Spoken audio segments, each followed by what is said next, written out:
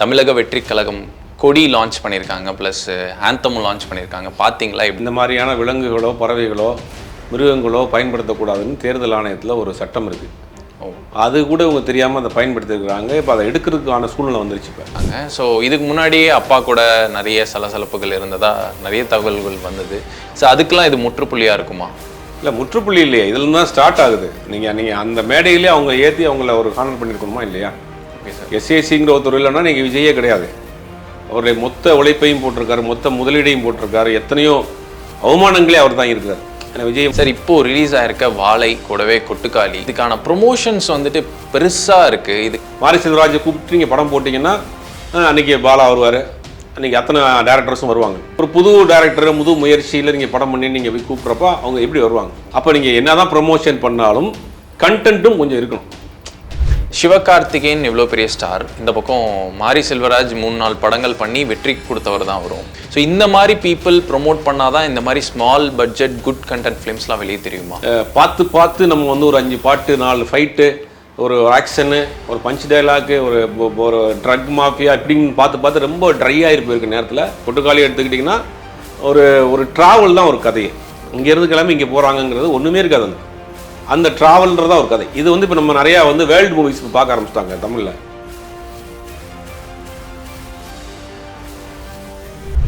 வணக்கம் சுபையர் சார். வணக்கம் சார். நேற்று தமிழக வெற்றி கழகம் கொடி லான்ச் பண்ணியிருக்காங்க, ப்ளஸ் ஆந்தமும் லான்ச் பண்ணியிருக்காங்க. பார்த்தீங்களா? எப்படி இருந்தது?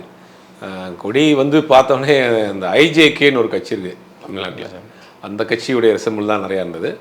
அந்த பாடல் வந்து ஓகே நல்லா இருந்தது, நல்லா பண்ணியிருந்தாங்க. கோட் படத்தை காட்டிலும் அந்த பாட்டு நல்லா இருந்தது, கோட் பாடல் காட்டிலும் நல்லா இருந்தது. நிறையா அனிமேட் ஒர்க் பண்ணியிருந்தாங்க. ஒரு சின்ன ஒரு கான்செப்ட் ஒன்று வச்சுருக்குறாங்க. பார்க்குறப்ப ஓவரால் நல்லா இருந்தது.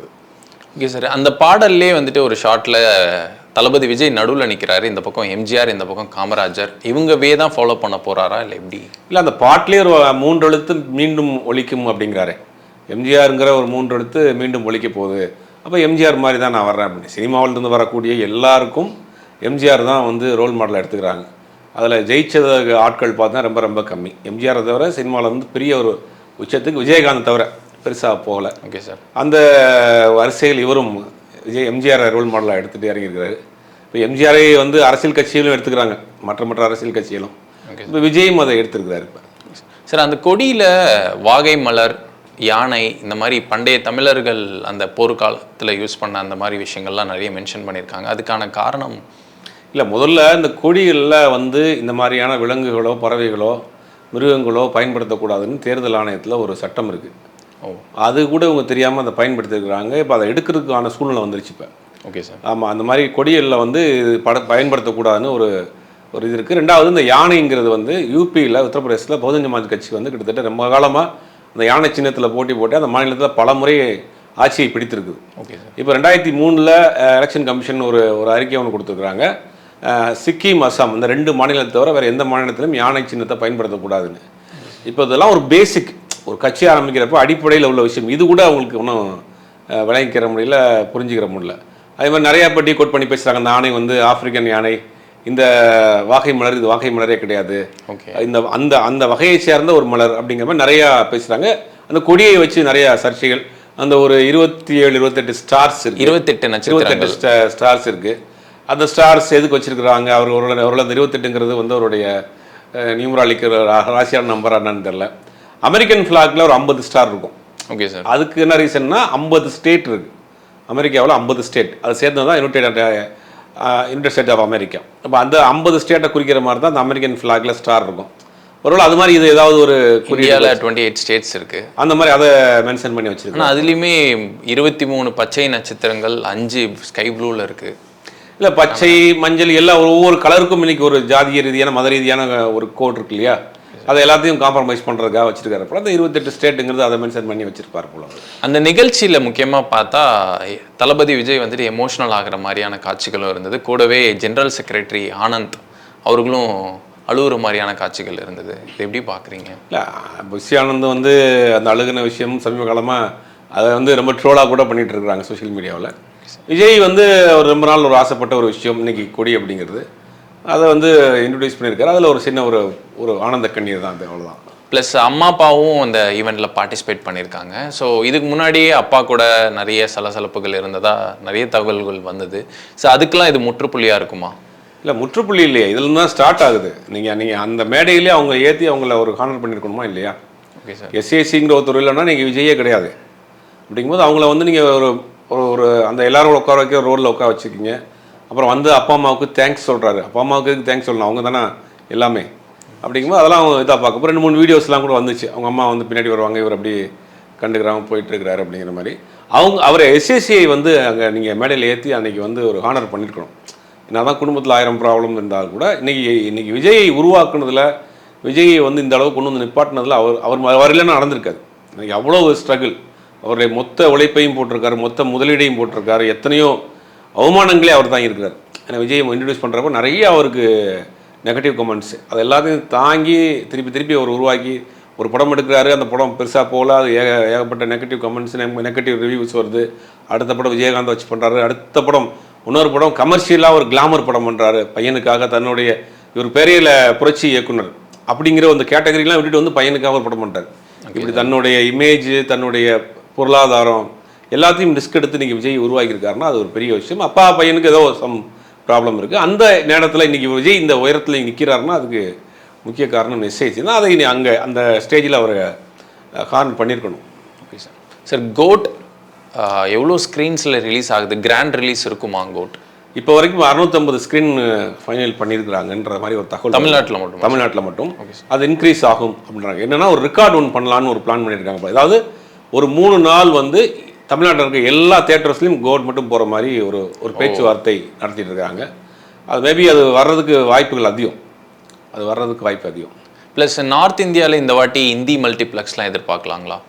இல்லை, ஆல்மோஸ்ட் இது பேன் இண்டியா மூவின்னு தானே இப்போ எல்லா படமும் பண்ணுறாங்க. பட் நார்த் இந்தியாவை பொறுத்த வரைக்கும் நம்ம இது சவுத் இந்தியன் ஃபிலிம் தான். அது வந்து ஒரு அதர் லாங்குவேஜ் மூவியாக தான் பார்ப்பாங்க ஒழிய விஜய் படம் கிடையாது. எந்த நடிகர் நடித்த படமாக இருந்தாலும் உங்களுக்கு சவுத் இந்தியா வரைக்கும் விஜய்க்கு கேரளாவில் ஒரு பிஸ்னஸ் இருக்குது, தெலுங்கில் ஒரு பிஸ்னஸ் இருக்குது, கன்னடாவில் ஓரளவுக்கு தெரியும்.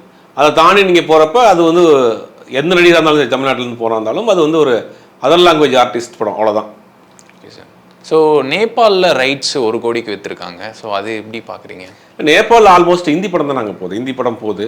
Okay sir. அது ஒரு பெரிய ஒரு கண்ட்ரி இப்போ வளர்ந்து வருது. இப்போ என்டர்டைன்மெண்ட்டு அங்கே பெருசாக இல்லாமல் இருந்தது. அந்த கண்ட்ரி இப்போ புதுசு தியேட்டர்ஸ் நிறையா விஷயங்கள் பண்ணிகிட்டு இருக்கிறாங்க. அப்படிங்கும்போது ஒரு புது முயற்சியாக தான் இருக்குது. இது அந்த பிஸ்னஸ் அங்கேருந்து ஒரு பிஸ்னஸ் இவ்வளோ இருக்குன்னு யாருக்குமே தெரியல இது வரைக்கும். அப்படிங்கும்போது இது ஒரு புதுசாக இருக்குது. ரெண்டாவது வந்து நிறையா நேபாளில் இந்த படம் போனது காரணம்னா நேபாளிகள் வந்து இன்னைக்கு இந்தியாவில் சவுத் இந்தியா ஃபுல்லாக நிறையா இருக்கிறாங்க. குறிப்பாக தமிழ்நாட்டில் நிறையா இருக்கிறாங்க. Okay sir. அவங்களால அந்த ஒரு பிஸ்னஸ் போயிட்டு இருக்கு. இப்போ நீங்கள் நிறைய அங்கங்கே பார்த்துருப்பீங்க, நிறைய ஸ்டோர்ஸில் வேலை பார்க்குறாங்க. அவங்கள பார்த்தீங்கன்னா வந்து நார்த் ஈஸ்ட் மாதிரி இருப்பாங்க. அது ஏறக்குறைய அவங்க நேபாள் தான். அங்கேருந்து வந்து இங்கே நிறைய வேலை பார்த்துட்டு இருக்காங்க. அந்த ரசிகர்கள் இங்கே கொஞ்சம் பழக்கப்பட்டுட்டாங்க தமிழ் படங்கள் பார்த்து. அதனால அந்த ஒரு பிஸ்னஸ் பெரிய அளவில் போயிருக்காங்க. Okay okay sir. சார், கலாநிதி மாறன் அவர்கள் ராயன் சக்ஸஸ்க்காக 2 செக் கொடுத்துருக்காரு, டைரக்டர் தனுஷ், ஆக்டர் தனுஷ்ன்ட்டு. ஸோ இது எப்படி, என்ன ஒரு அமௌண்ட் எதுவுமே டிஸ்க்ளோஸும் பண்ணல அவர்? இல்லை, டிஸ்க்ளோஸ் பண்ணலன்னா அதை பண்ணியிருப்பாங்க, வெளியில் சொல்லலை. ரெண்டாவது அவருடைய ஒரு ஸ்டைலாக வச்சுருக்காரு. எந்த படமும் அவருடைய சன் பிக்சர்ஸில் நல்லா போன படங்களுக்கு பார்த்துருப்பீங்க, ஏற்கனவே கார் வாங்கி கொடுத்துருந்தாரு. ஆமாம் சார். நிறைய கிஃப்ட் வாங்கி கொடுத்துருக்கு. அது மாதிரி பண்ணுவாங்க. அது என்கரேஜ் பண்ணுறதுக்காக பண்ணுறப்பட விஷயம். அடுத்தடுத்து டேட்டும் கிடைக்கும். எல்லாம் ஒரு பிஸ்னஸ் தான். Okay okay sir. சார், இப்போது ரிலீஸ் ஆகிருக்க வாழை, கூடவே கொட்டுக்காளி, இதெல்லாம் ஸ்மால் ஃபிலிம்ஸ் தான். ஆனால் இதுக்கான ப்ரொமோஷன்ஸ் வந்துட்டு பெருசாக இருக்குது. இதுக்கான காரணம் என்ன சார்? ப்ரொமோஷன்ஸ் ரெண்டுமே தமிழ் சினிமாவில் இது வரைக்கும் இல்லாத ஒரு மாறுபட்ட ஒரு கதை. Okay sir. பார்த்து நம்ம வந்து ஒரு 5 பாட்டு, 4 ஃபைட்டு, ஒரு ஆக்ஷனு, ஒரு பஞ்ச் டைலாக்கு, ஒரு ட்ரக் மாஃபியா இப்படின்னு பார்த்து ரொம்ப ட்ரையாக இருக்க நேரத்தில் ஃப்ரெஷ்ஷாக ஒரு லைவாக ஒரு கதை, யதார்த்தத்தோடு ஒட்டி போகிற கதை. இப்போ கொட்டுக்காளி எடுத்துக்கிட்டிங்கன்னா ஒரு ட்ராவல் தான் ஒரு கதையை. இங்கேருந்து கிளம்பி இங்கே போகிறாங்கங்கிறது ஒன்றுமே இருக்காது. அந்த ட்ராவல்ன்றதா ஒரு கதை. இது வந்து இப்போ நம்ம நிறையா வந்து வேர்ல்டு மூவிஸ் பார்க்க ஆரம்பிச்சிட்டாங்க தமிழில். மலையாள படங்கள் பார்க்குறாங்க, ஈரானி மூவிஸ் பார்க்குறாங்க. அப்படிங்கும்போது அந்த படங்களுக்குலாம் இப்போ வந்து உங்களுக்கு ட்ரெயின் ஆகிட்டாங்க பார்த்து. அதே பேட்டர்னில் தமிழ் படங்கள் பார்க்குறப்ப அவங்களுக்கு ரொம்ப இந்த படம் அட்டாச்மெண்ட்டாக இருக்குது, ஒரு புதுசாக இருக்குது. அதே நேரத்தில் அது வந்து யதார்த்தத்தை மீறாமல் இருக்குது. நீங்கள் புதுசாக இருக்குங்கிறதுக்காக வேறு ஏதாவது பண்ணிங்கன்னா தப்பாக போயிடும். இந்த 2 படமே யதார்த்தத்தை மீறாமல் யதார்த்தத்தோடு ஒட்டி அப்படியே போகிற விஷயங்கள். எதுவுமே அந்த படத்தில் 2 படத்துலையுமே மிகைப்படுத்தப்பட்ட காட்சிகள் இருக்காது. ஒரு ஓவர் பில்டப்போ, ஒரு நம்ப முடியாத காட்சிகளோ அதுவுமே இருக்காது. எல்லாமே நம்ம வாழ்க்கையில் அங்கங்கே பார்த்த சம்பவங்கள், கேள்விப்பட்ட சம்பவங்கள் அப்படியே பண்ணியிருக்காங்க. அதனால அவங்க ஒரு பெருசாக 2 படமுமே கனெக்டாக இருக்குது. கொட்டுக்காளியை பொறுத்த வரைக்கும் அது சில பேருக்கு ரொம்ப பிடிச்சிருக்கு, சில பேருக்கு கொஞ்சம் சுமாராக இருக்குது அப்படிங்கிற மாதிரி இருக்காங்க. வாழை வந்து தமிழ் சினிமாவில் வந்து எப்படி ஒரு அழகி, ஒரு ஆட்டோகிராஃப் அப்படிங்கிற மாதிரி படங்களில் இது ஒரு பெஞ்ச் மார்க் மூவி தான்.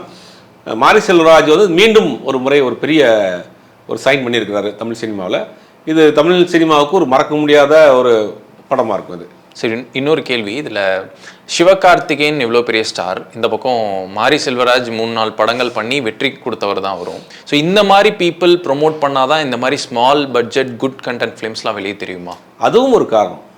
நீங்கள் எத்தனையோ சின்ன படங்கள் வந்திருக்கு. ஜமான்னு ஒரு படம் வந்துச்சு. அந்த படத்துக்கு மாரி செல்வராஜுக்கு பின்னாடி ஒரு பேக்கப், மாரி செல்வராஜ் பண்ண ஒரு ப்ரொமோஷன்ஸ். மாரி செல்வராஜை கூப்பிட்டு நீங்கள் படம் போட்டிங்கன்னா அன்றைக்கி பாலா வருவார், அன்றைக்கி அத்தனை டேரக்டர்ஸும் வருவாங்க. ஒரு புது டேரக்டர் புது முயற்சியில் நீங்கள் படம் பண்ணி நீங்கள் போய் கூப்பிட்றப்ப அவங்க எப்படி வருவாங்க? அப்படிங்கும்போது அதுவும் ஒரு முக்கிய காரணம். நீங்கள் எத்தனையோ புது படங்கள், சின்ன சின்ன படங்கள் எடுத்து வச்சுட்டு அந்த படங்களை ப்ரமோட் பண்ண முடியாமல் போச்சு. பம்பர்னு ஒரு படம், இப்போ பம்பர்னு ஒரு படம் வந்து பார்த்தீங்கன்னா ஒரு எக்ஸ்ட்ரானரியான படம், புது தயாரிப்பாளர், புது இயக்குனர் அந்த படம் பண்ணாங்க. அந்த படம் பெரிய லெவலில் பேசப்பட்டுச்சு. படம் கமர்ஷியலாகவும் போகல, கலெக்ஷனும் பெருசாக ஆகலை. அப்படிங்கும்போது அந்த படம் பெருசாக பேசப்பட்டுச்சு.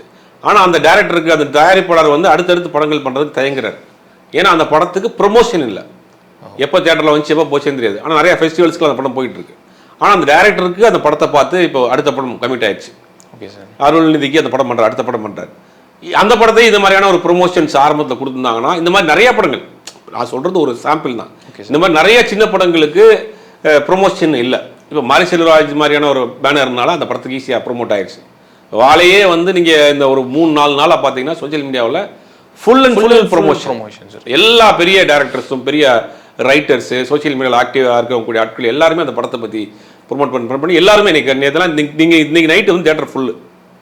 நேற்று காலையில் பார்த்தீங்கன்னா தேட்டர்லாம் காலியாக இருந்தது, புக்கிங் ஓப்பன் ஆனதுலேருந்து. நீங்கள் ஒரு 2 ஷோ 3 ஷோ போன பிறகு தேட்டர் ஃபுல்லாகிடுச்சு. இந்த இன்னும் ஒரு 10-20 நாளைக்கு இந்த படம் பெரிய லெவலில் பேசப்படும், பெரிய லெவலில் கொண்டாடப்படும். அது ப்ரொமோஷனை தாண்டி படமும் ஓரளவுக்கு இருக்குல்ல. நீங்கள் ப்ரொமோஷன்லாம் எல்லாரையும் கூட சேதுன்னு படம் வந்துச்சு, 99 வருது படம். அந்த படம் ப்ரொமோஷன்லாம் அப்போ கிடையாது, சோஷியல் மீடியா கிடையாது. படம் ஃபஸ்ட்டு ஷோ கிருஷ்ணவேணி தேட்டரில் போடுறாங்க. காலையில் பார்க்குறப்ப கூட்டம் கிடையாது, மத்தியானம் பார்க்குறப்ப அந்த கொஞ்சம் கூட்டம் வருது. மத்தியானமான கூட்டம் வந்து ஈவினிங் ஷோ கொஞ்சம் ஃபுல்லாகுது, நைட்டு வந்து தேட்டர் ஃபுல்லாகிடுது. அப்புறம் அடுத்த 2 நாள் ஆனந்த விடலாம் ரிவ்யூ வருது. ரிவ்யூ வந்தோடனே படத்தை ஆகவும் எழுதுறாங்க, படம் பிச்சுக்கிட்டு போயிடுச்சு, லைஃபே மாறிடுச்சு. அப்போ நீங்கள் என்ன தான் ப்ரொமோஷன் பண்ணாலும் கண்டென்ட்டும் கொஞ்சம் இருக்கணும். இப்போ இந்த வாழை பண்ணியிருக்காங்கன்னா, வாழை என்ன தான் வாழை கொட்டுக்கால் 2க்கும் ப்ரொமோட் பண்ணுறாங்க. வாழையாலும் கொட்டுக்காளி அளவு உங்களுக்கு போக முடியல, அந்த ரீச் போக முடியல. அப்போ கண்டென்ட்டும் முக்கியம், கண்டென்ட்டும் வேணும், அதே நேரத்தில் ப்ரொமோஷனும் வேணும். 2 இருந்தால் தான் இன்றைக்கி உள்ள சூழ்நிலைக்கு படத்தை கொண்டு போய் சேர்க்க முடியும். Okay sir. சார், அக்டோபர் 10 இந்த பக்கம் வேட்டையன், இந்த பக்கம் கங்குவா ரிலீஸ் ஆகுது. இதுக்கு முன்னாடி நம்ம பார்த்தோம்னா ஜெய் பீம் ஞானவேல் பண்ணார், இந்த பக்கம் அண்ணாத்தே சிவா பண்ணார். இப்போ அப்படியே எக்ஸ்சேஞ்ச் ஆகிடுச்சு காம்போ. ப்ரொடியூசர் ஞானவேல் ராஜா என்ன சொல்லியிருக்காருன்னா, லைக் கங்குவாக்கு தெரியாமல் யாரா வேணால் வரலாம் கிளாஷுக்கு, ஆனால் இதுக்கப்புறம் பார்ட் 2க்கு யாரும் வரமாட்டாங்கன்னு சொல்லியிருக்காரு. ஸோ இல்லை, கங்குவா வந்து டேட் தள்ளி போகிறதுக்கு வாய்ப்புகள் இருக்குது.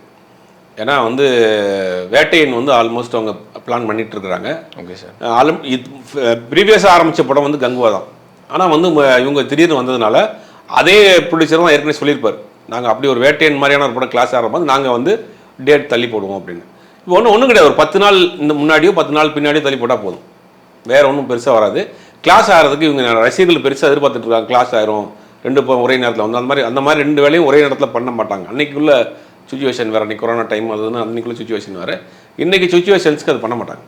ஸோ செகண்ட் பார்ட்டுக்கு கிளாஷுக்கு யாருமே வரமாட்டாங்கன்னு சொல்கிறாரு. அந்தளவுக்கு கண்டென்ட் ஸ்ட்ராங்காக இருக்குங்களா? அவருடைய படம் முதல் பார்ட்டுக்கே வந்து ஏகப்பட்ட நெகட்டிவ் விமர்சனங்கள் வந்துட்டுருக்கு. இந்த சாங் வந்ததில் இருந்தாகட்டும், ட்ரெய்லர் வந்ததாக இருக்கட்டும், நிறையா வந்து நெகட்டிவ் விமர்சனங்கள் நம்ம பார்த்துருக்கோம். அப்படிங்கும் போது அதை ஒரு ப்ரொமோஷனாக நினைக்கிறார். இந்த எப்படி தான் இந்தியன் 2க்கும் பேசுனாங்க. Okay sir. அதனால் அது அவங்களுடைய ப்ராடக்ட், அது அவங்க கொஞ்சம் இதாக தான் பேசுவாங்க. படம் வந்த பிறகு தானே தெரியும். Okay okay sir. சார், அப்புறம் லோகேஷ் கனகராஜ் அமீர் கான் ப்ராஜெக்ட், இது என்ன உண்மையா இல்லை என்ன சார்?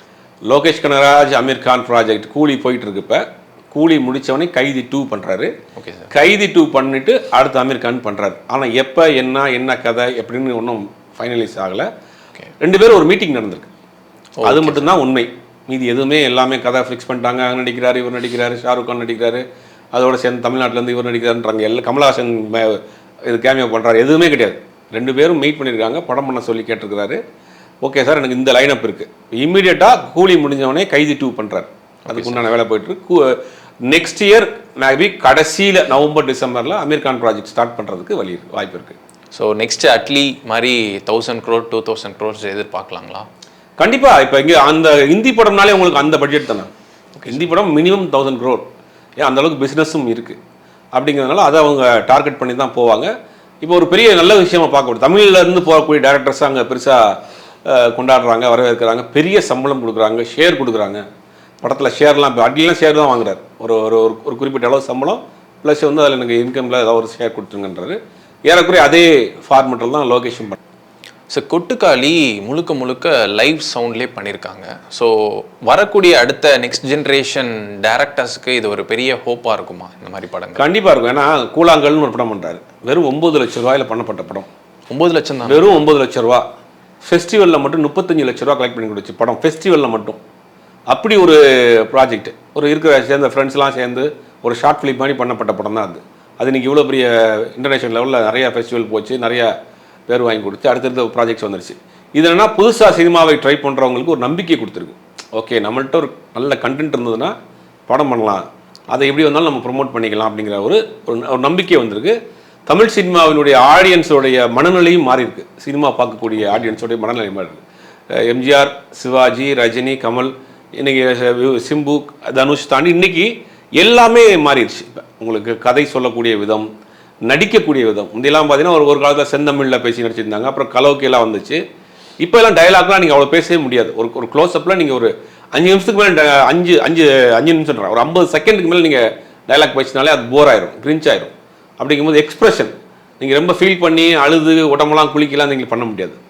நீங்கள் எல்லாமே வேறு ஒரு தளத்தில் போயிடுச்சு. ஏன்னா நீங்கள் இருக்கக்கூடிய ஆடியன்ஸோடைய ஃபீலிங்ஸ் வந்து வேறு பரிணாமங்களில் போயிடுச்சு. அதை கரெக்டாக பல்ஸ் பிடிச்சி பண்ண படங்கள் தான் இந்த 2 படமும், வாழையும் கொட்டுக்காளியும். இப்போ வரக்கூடிய எல்லாருக்குமே இது ஒரு ட்ரெண்ட் செட்டராக இருக்கும் இந்த படங்கள். இந்த மாதிரியான படங்கள், இந்த மாதிரியான முயற்சிகள் பெரிய டைரக்டரை எடுக்க ஆரம்பிப்பாங்கன்னு நினைக்கிறேன். ஏன்னா இதுதான் ட்ரெண்டிங், இப்படி தான் போகுது அப்படின்னு. சமீப காலத்தில் பெரிய டைரக்டர் எடுத்த படங்கள் எப்படி போச்சு, எவ்வளோ பெரிய பாதிப்பு உண்டாச்சுன்னு நம்ம பார்த்தோம். அப்போ போது ஆடியன்ஸுடைய ரசனை மாறி இருக்கு. ஆடியன்ஸ் வந்து இந்த மாதிரியான படங்களை எதிர்பார்க்குறாங்க. அப்படிங்கும் போது இந்த 2 படம் ஒரு நம்பிக்கையை கொடுத்துருக்கு. தமிழ் சினிமா இன்னைக்கு வேற ஒரு திசையை நோக்கி தொடர்ந்து எடுத்த படங்கள்லாம் அடி. பெரிய ப்ரொடியூசர்லாம் படம் பண்ணுறது கிடையாது, பெரிய நிறுவனங்கள் படம் பண்ணுறது கிடையாது. எல்லா பெரிய படங்களும் டவுன் ஆகிட்டே போயிட்டு இருக்கு. வேற்றுமொழி படங்கள் தமிழில் ஓடிட்டு இருக்கு. அதாவது மலையாள படம் போகுது, கன்னட படம் போகுது.